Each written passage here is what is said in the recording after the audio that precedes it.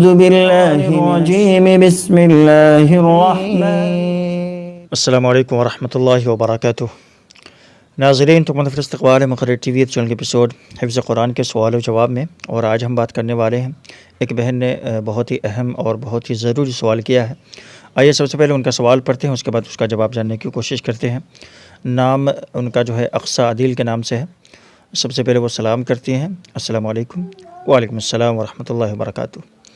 لکھتی ہیں، کہتی ہیں کہ میری عمر 25 سال ہے، میں نے حفظ شروع کیا ہے اور 3 پارہ حفظ کیا ہے، ماشاءاللہ۔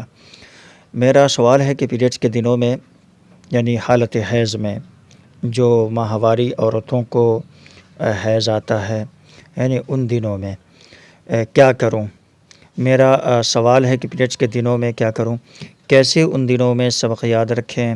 کیا ہم بغیر قرآن کو ہاتھ لگائے ایسا سبق یاد کر سکتے ہیں؟ بغیر قرآن کو چھوئے ہوئے، ہاتھ لگائے ہوئے سبق یاد کر سکتے ہیں؟ یا ان دنوں نے بالکل ہی نہیں پڑھیں، یعنی ان دنوں میں بالکل ہی نہیں پڑھیں، یا پھر زبانی پڑھ سکتے ہیں؟ میری رہنمائی فرمائیں۔ تو دیکھیں، یہ جو ہے ایک شرعی مسئلہ ہے، اور میں سمجھتا ہوں کہ اس میں بہت اختلاف کے باوجود ہمارے لیے رہنمائی ہے۔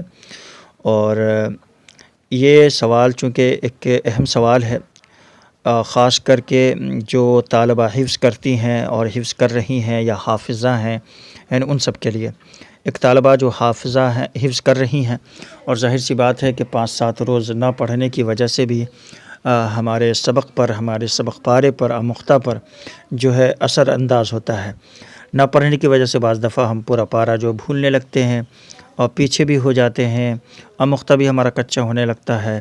تو ایسے میں بہت ضروری ہو جاتا ہے کہ کیا اس حالت میں بھی ہم قرآن کو پڑھیں یا پھر چھوڑ دیں، یعنی تو شریعت میں اس تعلق سے جو ہم کو رہنمائی ملی ہے، وہ بہت ساری احادیث ہیں، قرآنی آیات ہیں، لا یمسہ الا المطہرون، اور اللہ کے نبی صلی اللہ علیہ وسلم کے تعلق سے آتا ہے کہ آپ ہر وقت اللہ کا ذکر کرتے تھے۔ قرآن کریم میں ہے الذین یذکرون اللہ قیاما وقعودا وعلی جنوبہم، یعنی کھڑے بیٹھے اللہ کا ذکر کرو، اور اللہ کے نبی صلی اللہ علیہ وسلم کے تعلق سے آتا ہے آپ ہمیشہ اللہ کا ذکر کرتے تھے۔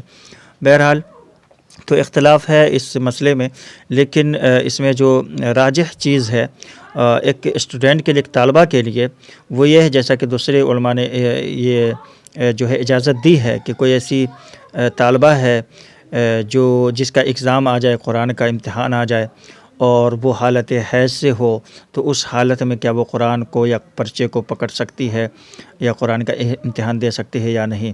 تو علماء نے کہا کہ یہ مجبوری ہے، اور چونکہ یہ بہت ضروری ہے اس کے لیے، اس طالبہ کے لیے، تو اس حالت میں وہ قرآن پڑھ بھی سکتی ہے اور امتحان بھی دے سکتی ہے۔ اب رہی بات کہ اس مسئلے میں کہ ہم سبق بھول رہے ہیں، یہ ہماری مجبوری ہے، اور میں سمجھتا ہوں، اور یہ بھی ایک طرح کی سمجھیں کہ مجبوری کی وجہ سے ہم قرآن کو پڑھنا چاہتے ہیں تاکہ ہم قرآن کو نہ بھولیں۔ تو اس میں بہتر میری رائے یہی ہے کہ آپ قرآن کو بغیر چھوئے ہوئے، بغیر ہاتھ لگائے ہوئے اگر آپ قرآن پاک سے پڑھ لیں تو زیادہ بہتر ہے۔ ظاہر ہے سبق یاد کرنے کے لیے آپ کو آگے کے سبق یاد کرنے ہوں گے، جس کے لیے قرآن کو آپ کو ٹچ کرنا ہوگا، پکڑنا ہوگا، چھونا ہوگا، تو وہ بہتر نہیں ہے، ٹھیک ہے نا؟ لیکن اگر آپ سبق پارہ یاد کرنا چاہتی ہیں، یا رکھنا چاہتی ہیں، یا آموختہ پڑھنا چاہتی ہیں، تو وہ آپ کر سکتی ہیں۔ اس کا طریقہ کیا ہے؟ اس کا طریقہ یہ ہے کہ آپ جو ہے ان دنوں میں، ان ایام میں، آپ اپنا آموختہ جو پیچھے کا اب تک آپ نے پڑھا ہے، جیسے 3 پارے آپ نے پڑھے ہیں، تو الحمدللہ سے، یعنی پہلے پارے سورہ بقرہ سے، سورہ فاتحہ سے آپ اسٹارٹ کریں، آپ پڑھتے چلے جائیں۔ اب آپ کہیں گے کہ میں بھول جاؤں تو پھر کیا کروں؟ قرآن کو کھول کر کے دیکھوں، قرآن کو کھول کر کے پڑھوں تو پھر تو چھونا پڑے گا۔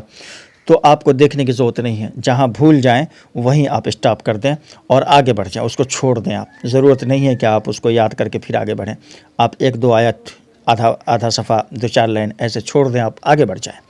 ہمارا بھی، میں اپنی بات کروں تو ہم لوگ جب مکتب پڑھتے تھے یو پی کے اندر، جب دورہ قرآن کرتے تھے، تو اس وقت جو ہے ہم لوگ اپنی مسجد سے، یعنی جو ہمارا باورچی خانہ تھا مسجد سے 5-10 منٹ کے فاصلے پر تھا، تو وہاں ہم لوگ پیدل جاتے تھے۔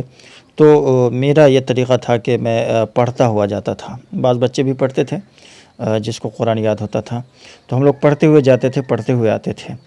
تو جب میں جاتا تھا پڑھتے ہوئے، بعض دفعہ ہوتا تھا کہ کہیں سے میں بھول گیا، تو ایسا نہیں کہ میں اب بھول گیا تو اب پڑھنا ہی چھوڑ دوں یا پھر وہاں پر قرآن لے کر جاؤں اور پڑھوں، تو میں اس کو چھوڑ دیتا تھا، اس آیت کو 2-3 آیت کو چھوڑ دیتا تھا اور آگے بڑھ جاتا تھا۔ پھر آتا بھی تو ایسے ہی پڑھتے ہوئے آتا تھا، اور جو ہے جہاں پر اگر بھول گیا تو چھوڑ دیتا تھا، آ کر کے مسجد میں دیکھ لیتا تھا کہ میں جہاں پہ بھولا ہے وہاں پہ کیا ہے۔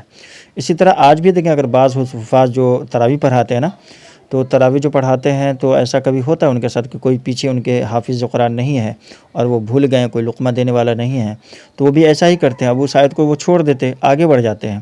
ایسا نہیں کہ اس کے انتظار میں کہ اب پیچھے سے کوئی حافظ قرآن آئیں گے، ان کو لقمہ دیں گے تب وہ آگے پڑھیں گے، یا پھر حالت نمازی میں وہ قرآن کو نیچے سے اٹھائیں گے، کھل کر دیکھیں گے، ایسا سسٹم نہیں ہے۔ وہ بھول گئے تو بھول گیا، بھول جانے کے بعد وہ اس آیت کو چھوڑ دیا، آگے بڑھ گئے، تو ایسا آپ کر سکتے ہیں۔ لیکن الحمدللہ ابھی تو بہرحال جو حفاظ قرآن پاک رمضان میں سناتے ہیں، ان کے پیچھے حفاظ ہوا کرتے ہیں، تو ان کو لقمہ دے دیتے ہیں، کوئی مسئلہ ہی نہیں ہے۔ بعض دفعہ ایسا میں نے بتلایا بھی تھا کہ حالت تراویح میں اگر آپ کے پیچھے کوئی حافظ قرآن نہیں ہے تو چھوٹی قرآن آپ جو پاکٹ میں رکھنے والی قرآن ہوتی ہے، وہ آپ جیب میں رکھ کر کے آپ ایسا پڑھا سکتے ہیں۔ اگر کوئی حافظ قرآن پیچھے نہیں، بحالت مجبوری آپ اس قرآن سے کھول کر کے دیکھ سکتے ہیں۔ جیسے آج مسئلہ یہ ہے کہ آپ جو ہے بحالت نماز اگر آپ کا موبائل بجنے لگے تو علماء کہتے ہیں کہ آپ اس کو اسٹاپ کر لیں، ایک ہاتھ سے آپ اس کو اسٹاپ کر لیں، رکھ لیں، اس میں نماز میں خلل نہیں پڑے گا۔ تو اسی طرح چونکہ اللہ کے نبی صلی اللہ علیہ وسلم کی حدیث ملتی ہے نا کہ آپ اپنی نواسی کو اپنی پیٹھ پر بٹھا لیتے اور پھر جب سجدے میں جاتے تو اس کو اتار دیتے تھے، پھر اٹھا لیتے تھے۔